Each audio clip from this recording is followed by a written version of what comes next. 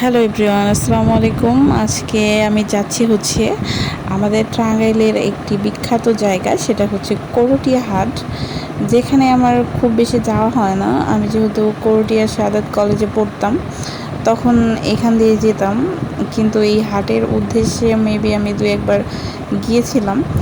আর হাটটা এত বেশি জায়গা জুড়ে, যেখানে ঘুরে দেখতে দেখতেও আপনার 2-3 ঘন্টা লেগে যাবে। সো এইখান থেকে শুরু। আমি এখান থেকে বলতে, এটা হচ্ছে টাঙ্গাইলের রাস্তা, তো টাঙ্গাইল থেকে যাচ্ছি আমি।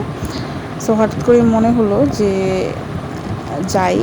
তো আমার হাজব্যান্ড, ও অনেকগুলো গেঞ্জি কিনবে, তো বললো যে যেহেতু একসাথে অনেকগুলো গেঞ্জি কিনবো, তাহলে আসো, আজকে তো বুধবার, আজকে তাহলে কোর্টিয়া যাই।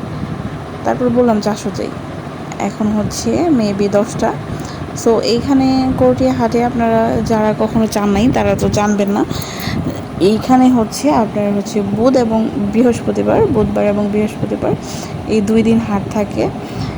আমি আগে মনে করতাম যে সকাল 10টা পর্যন্ত হাট থাকে, তারপরে জিজ্ঞেস করলাম দোকানদারকে, উনি বললো যে না, সারাদিনই নাকি থাকে। আর সকালবেলাটা অনেক বেশি থাকে, রাস্তা দিয়ে অনেক অনেক দোকান বসিয়ে যত দিন চলে যায়, যত সময় চলে যায়, তত মানুষ কমে যায় আর কি। আর এটা এত বেশি জায়গা জুড়ে, এতগুলা ঘর, যে ঘুরে দেখতে দেখতে অনেক অনেক সময় লাগে। তাই আমি অত বেশি ঘুরে দেখতে পারি নাই, মানে প্রায় অর্ধেক ঘর ঘুরে দেখছি আর কি। এই যে দেখতেছেন, এটা মেবি আপনার পুরাতন কাপড় এখানে রাখে। আমি গিয়েছিলাম, দেখছি শেষের দিকে।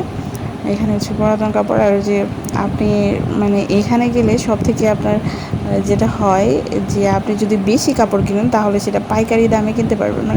আপনি 6টা গেঞ্জি কিনবেন, তাহলে ওটা পাইকারি দামে কিনতে পারবেন। বা আপনি একটু বেশি কিছু কিনবেন, এটা তো আমরা জানি যে করটিয়া পাইকারির দোকান। সো এগুলা সব আপনি পাইকারি দামে কিনতে পারবেন। আমরা মার্কেটে যে দামে কিনি, তার থেকে 3 ডাবল কমে আপনি কিনতে পারবেন। ওইখানে যদি আপনি একটা ড্রেস কিনেন 900 টাকা, আপনি এখানে সেটা কিনতে পারবেন 300 টাকায়। সো এইরকমই আর কি প্রায়। আর যদি আপনি যখন মনে হবে যে না, এটা একটু বেশি বাজেটে বা বেশি জিনিস কিনবো, যেমন বিয়ের কোনো প্রোগ্রাম থাকে, তখন অনেকগুলো শাড়ি কিনতে হয়, অনেকগুলো ড্রেস কিনতে হয়, তখন কিন্তু বেসিক্যালি এই করটিয়া থেকে কেনা অনেক অনেক ভালো। কারণ অনেক আপনি কমে কিনতে পারবেন, পাইকারি দামে কিনতে পারবেন।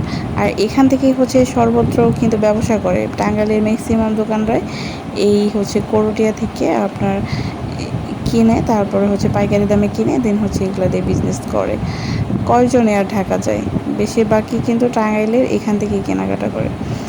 দেন আমরা শার্ট কিনেছিলাম, আর মনে হয় 3 পিস কিনেছিলাম 4টা। ওইটাও পাইকারি দাম নিয়েছিল। তারপরেও যেমন ধরেন যে 2-1টা যদি কিনেন, তারপরেও মনে হয় পাইকারি দামে নেয়। উনি বললো যেটা যে হ্যাঁ, পাইকারি দামে রাখতেছি। সো আমার মনে হলো যে হ্যাঁ, পাইকারি দামে রাখতেছে। কারণ যে 3 পিসগুলো এমনিতেই নর্মালি, ওটা নর্মাল যে 3 পিস থাকে প্রিন্টের, তো ওইগুলো তো আমরা জানি মার্কেটে 500 বা 600 টাকার নিচে না। আর তারা 350 টাকা দিল, তার অবশ্যই পাইকারি দামে রাখছে। সো এটা আমি বুঝতে পারলাম আর কি, যে না, পাইকারি দামে রাখছে। সো আপনারা যদি চান তাহলে অবশ্যই ঘুরে দেখতে পারেন, যদি সময় থাকে, কারণ এখানে অনেক সময় নিয়ে যেতে হয়। আর একটা কথা, এখানে কিন্তু চুরি হয়, ঠিক আছে।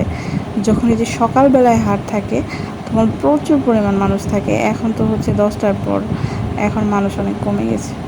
সো ওই সময় আরও ধাক্কাধাক্কি থাকে, আর তো মানুষ থাকে, যে অনেক চুরি হয়ে যায়।